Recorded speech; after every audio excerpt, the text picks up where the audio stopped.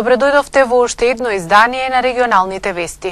Изминатиот викенд Тетовскиот регион повторно беше зафатен од пообилни дождови. Во саботата во рок од 24 часа наврна 83 литри на метар квадратен, а вчера 13. Според метеоролозите, наредните 3 дена ќе имаме стабилно и суво време. Тетовскиот регион викендов беше под нова закана од обилните дождови. Во саботата во рок од 24 часа наврна 83 литри на метар квадратен, а вчера 13. Токму ваквата состојба придонесе жителите на Мала Речица да се потсетат на сликата од поплавите кои го зафатија регионот на почетокот на август. Неколку улици беа поплавени и водите течеа по нив, носејќи наноси од земја и песок, а беше излеана и Речичка река. Најмногу дожд во изминатото деноноќие наврна во Пожаране и во Крушево. Според мерењата на Управата за хидрометеоролошки работи на Македонија, во Пожаране во првиот ден од викендот беа наврнати 100 литри на метар квадратен, во Крушево 99, следат Охрид со 90, Претор со 87, Тополчани и Тетово со 83, Ѓуриште и Прилеп 78, Гевгелија со 77, Скопје 71, Маврово и Берово со 70, Куманово и Лазарополе со 69, Крива Паланка со 68, Виница со 63, Штип и Струмица 60, Дојран 58, Битола 52, Пожар 44 и Демир Капија 34 литри на метар квадратен. Најновите врнежи од дожд придонесоа и за зголемување на водостоите на реките и езерата во Македонија. Вакво зголемување Управата за хидрометеоролошки работи на Македонија бележи кај река Вардар во село Јегуновце, чиј водостој во саботата изнесувал 12 сантиметри, а во неделата дури 120. Денеска се измерени 94 сантиметри водостој на река Вардар во ова населено место. Инаку на првиот ден од оваа недела се очекува променливо облачно време предпладне со услови за повремен дожд во северните делови од земјата. Во наредните 3 дена времето ќе биде претежно стабилно, без значителна промена на дневната температура, која што ќе се движи од 16 до 22 степени Целзиусови. Од 15 октомври започнува имунизацијата против сезонски грип. Во државата веќе се регистрирани 5 заболени. Од средината на овој месец започнува вакцинацијата против сезонски грип. Во Република Македонија увезени се 31.000 дози вакцина против грип, кои ќе бидат дистрибуирани во сите центри за јавно здравје во државата. Вакцината што е увезена е произведена согласно препораките на Светската здравствена организација и штити од 3 типа вирус на грип, и тоа од типот А, H1N1, типот А, H3N2 и од групата Б. Вакцината е од холандски производител. Вакцината се препорачува најмногу за постари лица, хронично болни лица, посебно оние со кардиоваскуларни и респираторни заболувања, диабетес, како и за бремени жени, здравствени работници и за мали деца со намален имунитет. Вакцинирањето против сезонски грип чини 400 денари. Инаку на самиот почеток на сезоната на грип, во текот на 40-тата недела од 2015 година, во Македонија се регистрирани 5 случаи на заболени лица од грип, во споредба со 10 заболени кои биле пријавени во истиот период минатата сезона. Заболени од грип се пријавени од Центарот за јавно здравје во Куманово 4 лица и подрачната единица во Ресен 1 лице. Во однос на возрастната дистрибуција, сите заболени лица се на возраст од 15 до 64 години. Во текот на 40-тата извештајна недела во вирусолошката лабораторија на Институтот за јавно здравје во Република Македонија пристигнат еден примерок на материјал за лабораториско тестирање на грип. Во споредба со 3 кои се тестирани истиот период минатата сезона на грип. Испитаниот примерок е негативен, исто како и тестираните примероци од минатата сезона. Министерот за одбрана Зоран Јолевски ги посети Мала и Голема Речица по повторните проблеми на тамошното население со наноси од земја и камења, како изливање на речна вода, откако во саботата имаше интензивни врнежи од дожд. Во Мала и Голема Речица втор ден се расчистуваат наносите од градежен шут, земја и камења кои посилни од дожд надојдоа во саботата. По втор пат за нешто повеќе од 2 месеци селата се соочија со истиот проблем. Горе има слечиште некој, односно кај што се фрлало порано од ѓубрето, и сега со проните дождови од текот на вчерашниот ден кај што гледате голем дел од материјалот од згора е дојден доле, иако беше ова се цело санирано, и тоа повторно има потреба од одредени активности. Акциониот план на владата со кој ќе се уредат речните корита е дел од подолготрајното решение за избегнување на ваквите последици. Слова посета ја ќе предложам на владата да се упати стручна екипа на инженери, да го видат проблемот од местото на настанување горе кај што е слечиштето па до овдека со цел да се направи едно сеопфатно решение за да се реши овој проблем. Не е лошо владата да зема чекори што побрзо за ова, да не оставиме на општината, да не кажеме дека општината не сака да го прави или не е моćно. Толку можат, вистинско во населбите имаат секаде вакви шутови и вакви работи. 6 лица, од кои 4 деца ги изгубија животите, а над 300 куќи беа оштетени во невремето на 3 август. Со соопштение до јавноста денес се огласи социјалдемократската младина на Тетово. Во соопштението на СДММ од Тетово се вели: Социјалдемократската младина на Тетово упатува остар протест до градоначалникот на општина Тетово Теута Арифи и до целата локална самоуправа поради тоа што повторно го игнорираа еден од најголемите државни празници и на свеченоста не се појавија со ниту една делегација. Теута Арифи не заслужува да биде ниту именувана со оваа функција. Никогаш во својот мандат не најде ниту време ниту жилба да искаже почит кон историјата и народот. Секоја чест на Сојузот на борци кој оваа година ја организираше свеченоста и не дозволи овој светол ден да се заборави. Борбата за достојна почит кон оние кои се бореле за слобода и мир допарва треба да започне со сите демократски и цивилизацијски механизми. Социјалдемократската младина ќе поддржи безусловно секаква иницијатива за да се вратат бистите на народните херои во центарот на градот, кои на криминален и дрзок начин се отстранети, се вели во соопштението. Во оваа прилика најостро и најсериозно ги осудуваме фашистичките скандирања на група млади во Тетово. Ги осудуваме вчерашните настани во Тетово, кога разулавени толпи на невкусен начин го славеа спортскиот успех на репрезентацијата на Албанија. Во ред е да се слави, но не е во ред да се скандираат националистички навреди, при тоа нарекувајќи се балисти. Албанците, како и македонците и сите други народности се бореле за победа над фашизмот, се бореле за слобода. Балистичките формации биле фашистички сојузници, тие се бореле против сите слободоумни народи. Народите кои негуваат меѓусебно почитување искрено посакуваат мир и соживот. Од тука крајно парадоксални се вчерашните 11 октомвриски настани, кога низ градот најголемо се вееја балистички знамиња, пароли и надписи. Ваквите настани само ја намалуваат меѓусебната доверба, пишува во соопштението на Социјалдемократската младина на Тетово. Во тек е јавниот оглас за фирма која ќе работи на обнова на фасадите на старите објекти со културно-историско значење во Гостивар. Во првата фаза ќе бидат опфатени 5, а до крајот на годината уште 5 куќи и згради. Во тек е јавниот оглас за изведувач на работите за обнова на фасадите на 5 објекти од автентичната стара архитектура на Гостивар. Толку се планирани за првата фаза од проектот за реставрација и конзервација на фасадите, што го спроведува Конзерваторскиот центар Гостивар. Според најавите, по завршувањето на административните и тендерските процедури, кон крајот на месецов ќе започнат работите на терен. Претходно беа завршени останатите потребни подготовки, односно изработката на основните проекти за секој објект одделно. Објектите кои ќе бидат офатени со проектот датираат од втората половина на 19-тиот и првата половина на 20-тиот век. На нивна обнова досега не се работело, иако се дел од културното наследство на Гостивар. Со овие активности ќе го вратат автентичниот изглед, карактеристичен за архитектурата во времето во кое се градени.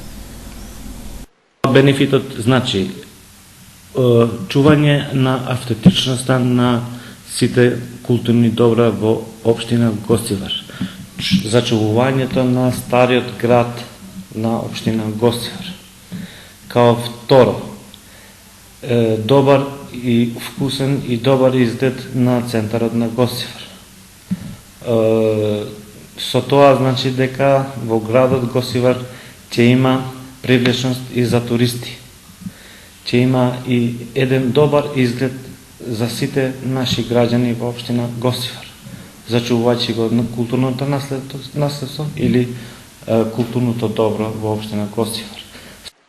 По првите 5 фасади во октомври ќе следува работа на уште 5 во месец ноември. Проектот ќе продолжи во следните 2 години и со него се очекува да бидат разубавени 30 стари куќи и згради во градот. Конзервацијата и реставрацијата на објектите во Гостивар се спроведува со поддршка на Министерството за култура. 87-годишен тетовец е тешко повреден при пат од покрив од куќа. Менувал керамиди, загубил рамнотежа и паднал на земја, пошто бил префрлен на скопските клиники. Тетовец е тешко повреден откако вчера околу 7:30 часот паднал од покрив. 87-годишниот ќс паднал од висина од околу 2,5 метри, информираше денеска портпаролот на СВР Тетово Маријан Јосифовски.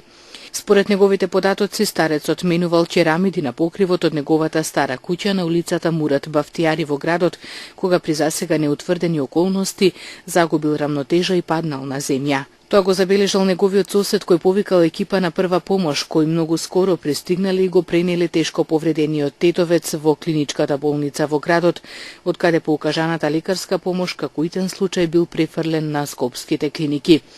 По овластување на јавен обвинител, увид на местото извршила екипа на СВР Тетово и работи на утврдување на причините, околностите и се друго поврзано со случајот. Центарот за јавно здравје во Тетово во текот на месеците октомври и ноември ќе врши дератизација на шахтите во Тетово. Јавната здравствена установа Центар за јавно здравје Тетово на ден 7 октомври 2015 година ќе започне со дератизација на шахтите на град Тетово. Екипите на Центарот за јавно здравје Тетово ќе работат на терен во зависност од временските прилики во текот на месеците октомври и ноември. Активностите ќе се одвиваат во раните утрински часови низ централното градско подрачје и во текот на работниот ден во помалку прометните улици. Центарот за јавно здравје Тетово ја спроведува дератизацијата во договор со локалната самоуправа Тетово.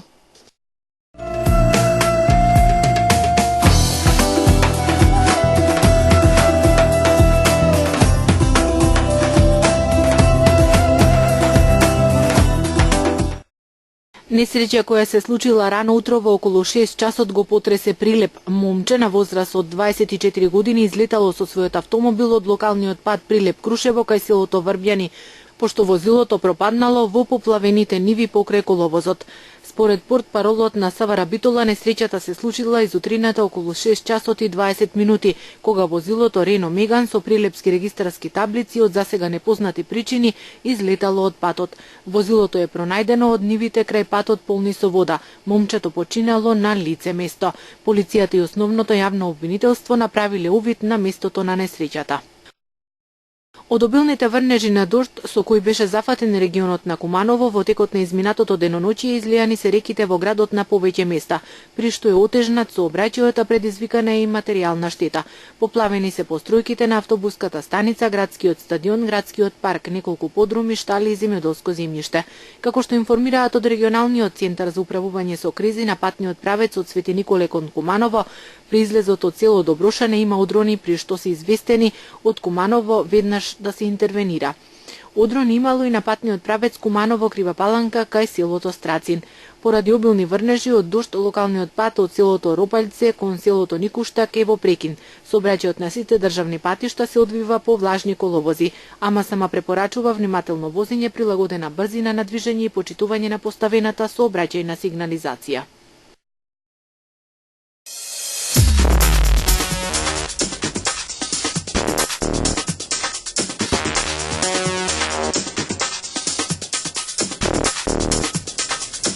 Поплавени големи површини, активирање на свлечишта, урнати мостови и неколку куќи, евакуирани семејства и загубен човечки живот е билансот од невремето кое ја зафати Албанија. Најпроблематична е состојбата во приморскиот град Валона, каде е регистрирана и првата жртва. Станува збор за Луан Џари, 50 годишен, чие животно тело било пронајдено во близина на Радим. Тој работел како чувар, а наеднаш на дојдената река го однела додека одел на работа. Во повеќето населби во Валона улиците се претворени во реки, многу деловни објекти и домови се поплавени, а поголем дел од градот е без електрична енергија. Проблеми со поплавени домови, деловни објекти и земјоделско земјиште има речиси на целата територија на земјата. Министерството за внатрешни работи соопшти дека активирани се сите надлежни служби, чија подготвеност е подигната на највисок степен. Турскиот премиер Ахмед Давутоглу изјави дека екстремистичката група на Исламската држава е во фокусот на истрагата за двојниот самоубиствен бомбашки напад што се случи на 10 октомври во главниот град Анкара, каде загинаа најмалку 97 лица. Давутоглу рече дека истражителите се блиску до идентификување на еден од напаѓачите преку ДНК тест. Тој истакна дека нападот бил обид да се влијае на исходот на парламентарните избори на 1 ноември. Тој рече дека ќе бидат преземени неопходните чекори доколку се случат безбедносни пропусти кои овозможиле да се случат нападите. Ирачките сили за безбедност соопштија дека го погодиле конвојот на лидерот на Исламската држава Абу Бакар Ал-Багдади во воздушен напад во близина на границата со Сирија. Во соопштението се наведува дека силите на Ирак го бомбардирале конвојот на терористот Абу Бакар Ал-Багдади, додека тој се упатувал на состанок со командантите. Според соопштението, здравствената состојба на Багдади е непозната. Израелски авиони гаѓале капацитети за производство на оружје на Хамас во појасот Газа, соопшти армијата. Денешниот напад бил одговор на двете ракети истрелани од Газа кон јужниот дел на Израел. Медицински извори соопштија дека една палестинка и незината ќерка загинале во нападот. Вчера израелската полиција уби 2 палестински момчиња во судирите во близина на границата со Газа. Претходно 2 палестинци извршија напади со нош во Ерусалим пред да бидат убиени. Американскиот државен секретар Џон Кери изрази длабока загриженост во врска со ситуацијата. Во одделни телефонски повици до израелскиот премиер Бенјамин Нетањаху и председателот на палестинските власти Махмуд Абас, Кери ја понудил својата поддршка во напорите да се врати мирот што е можно поскоро, соопшти од Стейт Департментот. Председателот на Белорусија Александар Лукашенко освои 83,49% од гласовите на председателските избори и обезбеди 5ти мандат, соопшти Централната изборна комисија. Председателот на комисијата соопшти дека активистката од кампањата Зборувај вистина Татјана Короткевич е втора со освоени 4,42% од гласовите на избирачите.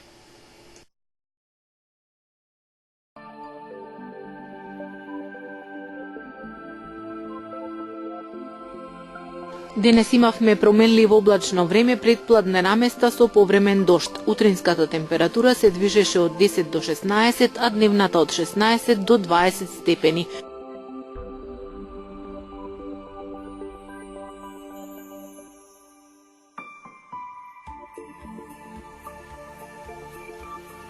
Утре ни очекува претежно стабилно и суво време.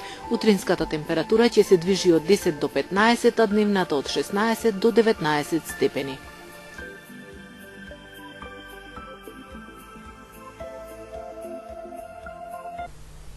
Тоа беше се што ви подготвивме во ова издание на регионалните вести. Ви благодариме на вниманието и пријатно.